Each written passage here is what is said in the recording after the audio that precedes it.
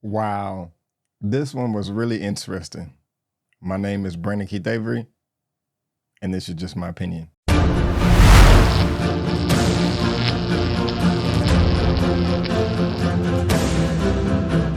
Hey, what's going on, everyone, and welcome back to another episode of Just My Opinion for my The Invisible Raptor movie review.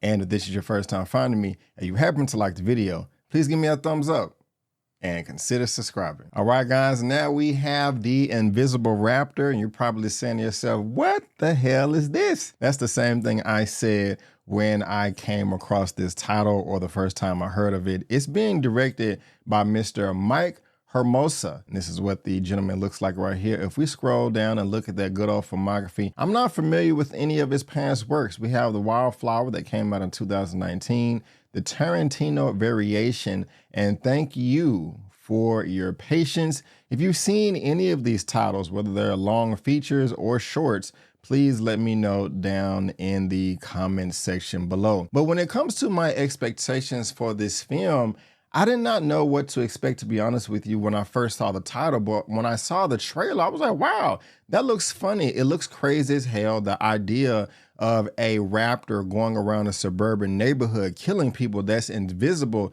seems like one of the silliest things on the planet, but the movie did seem very, very funny. Seemed like there would be a lot of gore and violence and blood, and that is the case. But I said, hey, this seems like a fun time.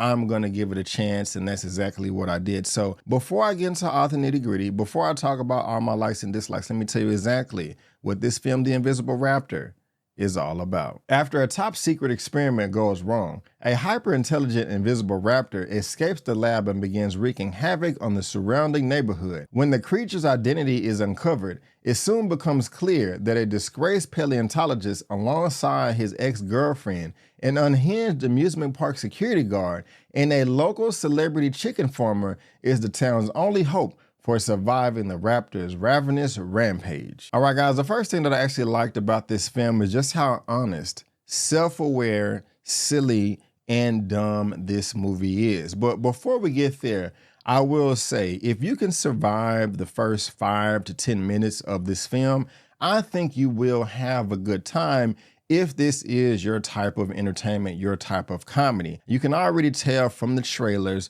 from the title, from thumbnails, images whatsoever, if this would be your type of film or not. An invisible raptor going around wreaking havoc on a neighborhood, that in itself just sounds crazy, ludicrous, delusional. So if that already turns you off, you probably don't want to watch this review. You probably don't want to watch this movie. But if that's something that's up your alley, like, okay, hey, this may be pretty good, I think you should take my word for it and check it out because it's good. And like I said, because it's honest, dumb, silly, and knows what type of film it is self-aware from top to bottom. And again, it is not for everybody. Just because you like silly comedies does not mean that this film is for you. And there still has to have a consistent tone throughout. And I say that to say I do like spoofs films like the old classic 70s movie, The Airplane, or the Naked Gun series with Leslie Nielsen, rest in peace, or Hot Shot Part Deuce. I mean, we can go down the list. And those are hilarious to me. But in the past 20 years, we do have the scary movie franchise from the Wayans, or at least they did the first 2. But after that, we started getting disaster movie and all of this and that in the 2000s. And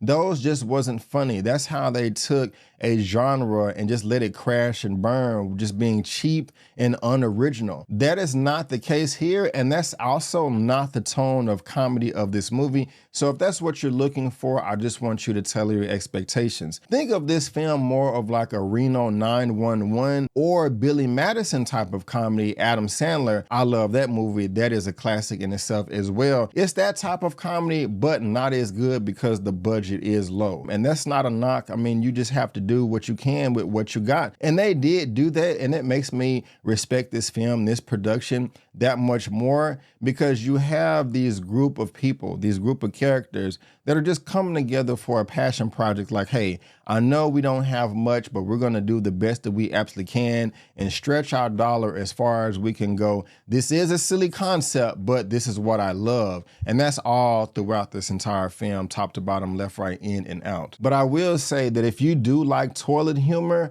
this film is for you. If you like language and dialogue of characters constantly talking about buttholes and assholes and busting nuts, then this film is for you. If you don't like that type of comedy, if you don't like that type of language or dialogue, you may want to steer away. But me, I find it freaking hilarious. And another thing that makes this film funny or will make you laugh out loud at times, or at least the first half of this movie, is just how unrealistic the characters are when they're conversing with each other. No one in the real world would communicate this way. And what I mean by that is, for the most part, people have decent social skills. They're not going to say something to somebody that's rude or disrespectful or that would offend them or hurt their feelings. A lot of times we think things in our minds and we want to say them, but we'll tailor our words in a certain way just so that we don't come across offensive, just so we don't push the wrong buttons, just so we won't ruin someone's day, or that we can get the bag and not burn the bridge. We want to maintain the relationship, whether that's your family, your coworkers, your boss,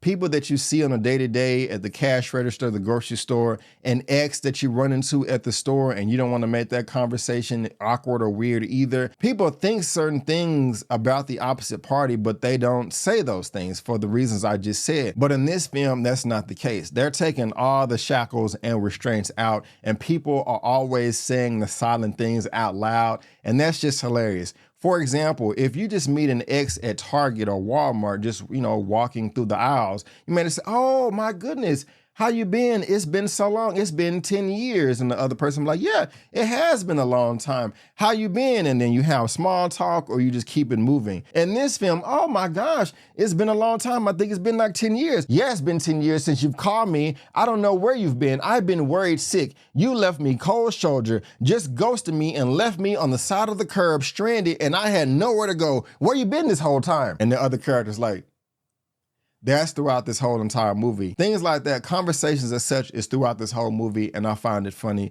on all different levels from all characters. Nobody cares about how rude they sound. Nobody cares how offensive they come across. People are always speaking their mind. And it's funny because that's what you want to do in real life, but you can't. But I'm using this film as like a therapy session. Like, yes, I wanted to say something like this before or respond this way. And this film does it for you. So you're going to get a lot of laughs out of that. And you can also watch this movie in multiple ways. Like, you can just sit down and be locked in, edge of your seat, paying attention to every detail in every frame. Or you can just have it playing in the background while you're cooking or cleaning up your kitchen, or just have it in the background as well where you have a lot of friends over, you're not really paying attention, or just have it playing while you're scrolling through your phone on social media. You will find enjoyment with this film viewing it in any one of those scenarios. However, it is a plus if you do lock yourself in, because there's always some Easter egg floating around somewhere in the film, whether that's in the foreground or the background. You're either gonna see a character in the background doing something silly, or even in the foreground doing something right in your face, and you just say, okay, nobody would do this. One person would not use another human being as props. Someone would know to exit stage left if these two people right here are trying to have a private conversation, but no, you just want to butt in. Or if you listen carefully, there's someone saying something crazy or unorthodox in a loudspeaker in the background, the intercom, or just some silly music playing over the speaker in some convenience store as well. There's always something going on that's silly and random and stupid and funny all around the place, whether it's in the foreground, the background. And again, if you pay attention, you'll catch all that, and it just makes the movie that much funnier. Even when they're diving into romantic scenes, the old corny music that used to be played in 90s films, that is all throughout this film as well, and I love that too. And again, it's just a film that you shouldn't be taken too seriously. I do like the cast for the most part. We have the main lead right here by the name of McHugh. I'm not familiar with his work. I have never seen him before to my recent memory, but he is also the writer for this film and producer. I liked him. He was a good lead in this film. We also have Sandy Martin. I don't know if you guys remember the film Napoleon Dynamite that came out like 18 or 19 years ago, but she was the grandma in that film. She was hilarious in Napoleon Dynamite. She was also funny in this film too. Next, we have David Shackelford. And for the most part, he was funny as well. I liked his dialogue. I liked him always using the word shit or doo-doo, that did come across funny as well. He was one of those characters that did not know when to exit stage left, and his reactions to everything did put a smile on my face as well. I will talk about one negative with this character is he was always paralyzed in fear when it was necessary to get the job done, and that really did annoy me, but other than that, I did like him as a character. We also have Miss Caitlin McHugh. I'm not too familiar with her either, but she did make me laugh a number of times as well because she just can't get a clue. And then we have Sean Astin. Oh my gosh, he was in the Goonies. He was in Lord of the Rings. It's interesting to me that he was in this film, but I am a fan of Sean. I have been since I was a young child. And who doesn't love Mr. Richard Riehle right here, if I pronounce his name correctly? Man, he has like over 400 credits. Whether it's a commercial, a movie, television, film, this man is super duper funny. He's playing an older character, and you guys know in real life, the older you get, the less you give a damn, and you're always gonna say what's on your mind. That is definitely the case with his character right here. I found that hilarious too. Some of the practical effects that they use in this film is pretty grotesque, but it is effective. There is a lot of blood. It seems like it is over the top. But guys, again, this is a film not to take too seriously. It is about an invisible raptor, and why they came up with that idea, that concept is just crazy in itself, and you have to see the film to see it all play out. But I did enjoy this film. I did enjoy the first half more than the second half, and that's where my negatives come from. The first is, I think the film is just too long. It comes in an hour and 55 minutes. There is a mid-credit scene and a post-credit scene that I thought was funny, but the movie did not need to be that long. It just should have shaved off about 20 minutes. I will say that the character David Shackelford, he did contribute to some of my negatives, because when I said that he was paralyzed in fear earlier, if you know what I'm talking about, there's a certain scene after the hour mark to where I just thought they should have cut that out, and this scene is where he frustrated me the most. I think the film repeated itself. It just wasn't unnecessary when we know what the threat is and the confrontation is made with all of the characters in the film. Just execute and get to the end. But there was just an extra scene or two that wasn't necessary, and it just kind of drug the film down. They could have shaved off a good 15 or 20 minutes. But other than that, guys, I really did enjoy this movie. I really did. My expectations were mediocre when I saw the trailer saying that it would look like fun. You know, I had to get through the first 5 or 10 minutes because it just came across extremely low budget, and I was just saying to myself, oh my gosh, what did I sign myself up for? But I'm a silly, goofy type of person, and so this was right up my alley, and I did enjoy it. And if you like that type of stuff, I think you will too. And another reason why I was interested in this film is it is being distributed by Well Go USA Entertainment. I'm subscribed to the YouTube channel right here. I'm subscribed mainly for their martial arts content, but every once in a while they do have a film that has nothing to do with martial arts or fighting. But check out their YouTube channel, check out the website. You know, you may find something else that you are into as well. I know I want to cover this A Legend with Jackie Chan and also The Prosecutor starring Donnie Yen when that comes out in a number of weeks. But guys, I will go ahead and give my rating for this at the very end of the video. But for now, that is just my opinion, and I want to thank you so much for tuning in. If you did like this video, my review, give me a thumbs up, share, subscribe, leave a comment, all that good stuff. So if I had to rate the Invisible Raptor out of a 1 out of 10, I'd give it a solid 7.5 out of 10. Yes, a 7.5 out of 10. But guys, again, I just want to thank you so much for tuning in. And before you go, don't forget that my name is Brandon Keith Avery, and that's just my opinion. Peace.